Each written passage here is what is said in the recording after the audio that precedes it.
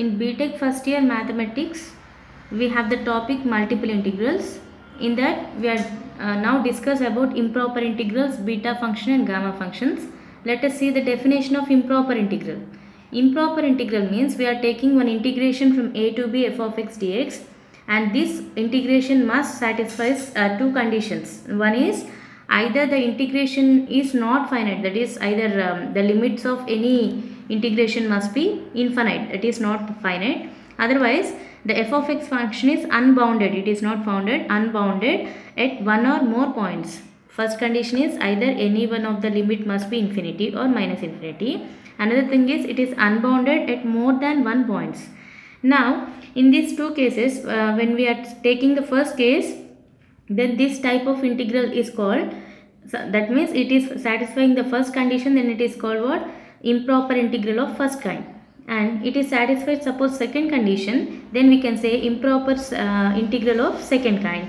Suppose it satisfies both these two, then we can say it is the improper integral of third kind.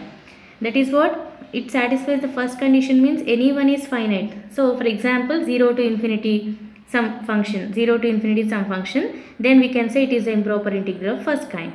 Second kind means it is unbounded at more than 1 point, that is 0 to 1 here, not infinity, 0 to 1, 1 by 1 minus x square is the improper integral of second kind, because the answer will be infinity for this. That is 0 to 1, 1 by 1 plus x square into dx is the improper integral of second type. 0 to 1, 1 by 1 minus x square into dx is the improper integral of second kind. Now the improper integral of third kind is either both infinity and the answer will be the infinity. That is example integration 1 by x whose limits are 0 to infinity. Here infinity in limit and the answer also will be not defined. That's why this is the improper integral of third kind. And the gamma function, which is also the example of one of the example of improper integral of third kind.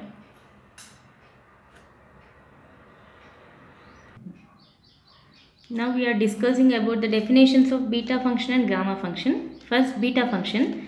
Beta function, it is denoted by beta of n comma n, which is defined as integration 0 to 1 x power n minus 1 into 1 minus x whole power n minus 1 into dx, which is the form, it is called what? Beta function, where m and n are positive numbers.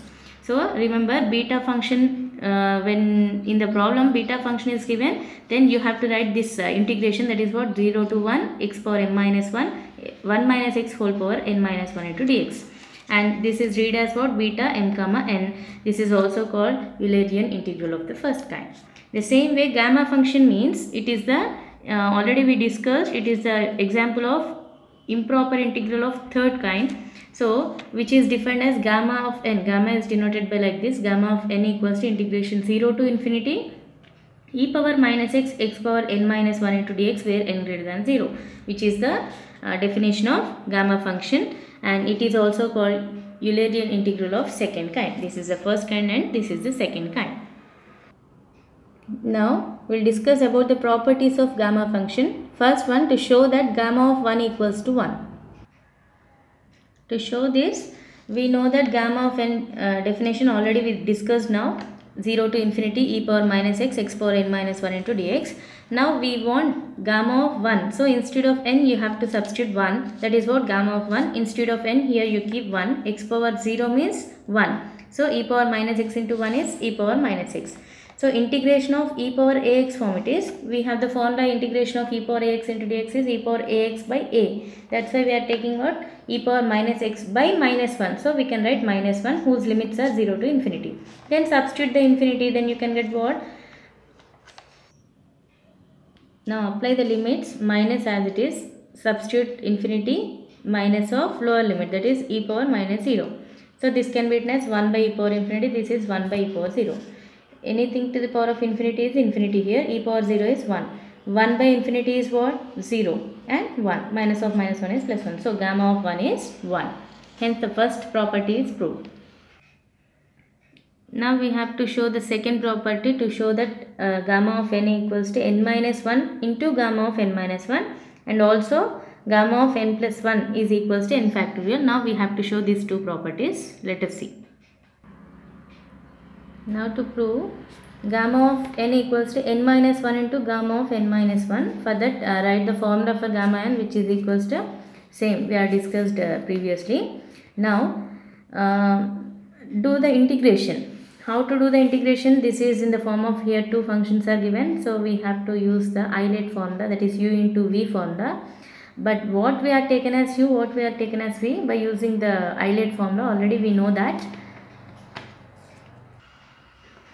Eilert means I for inverse trigonometrical function, L means logarithmic function, A for algebraic or arithmetic function, T for trigonometric, and E for exponential. So in the question, what are the algebraic functions are given, according to that we have to choose u and v. Also we are using here the formula derivative of x power n is n into x power n minus 1, and integration of e power ax into dx is e power ax by a plus c.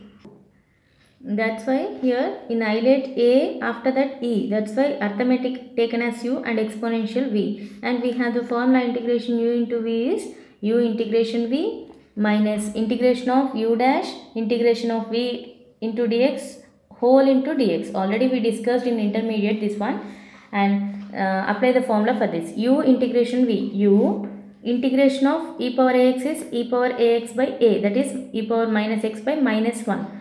And apply the limits for 0 to infinity, minus integration of u dash derivative of this x power n form it is, that is n into x power n minus 1. So n into x to the power of n minus 1 minus 1, that is x power n minus 2. Again integration of v into dx, that is what? Again this one, again whole into dx. Now here infinity, 0 to infinity are there, that's why we are taking simply this one as limit n tends to infinity, total this form, that is what? X power n minus 1 by e power x. So whose limit is obviously as x tends to infinity, this value will be 0, already we discussed that one. So 0 minus lower limit, 0 into anything is 0. So this total value is what? 0. Now minus into minus, plus here plus 1, and here n minus 1 take it into outside, then take e power minus x into x power n minus 2. So which is also in the form of what? Gamma n. Gamma n is what? E power minus x into x power n minus 1, but here x power n minus 2 is there. So instead of that we can write x n minus 1 minus 1. So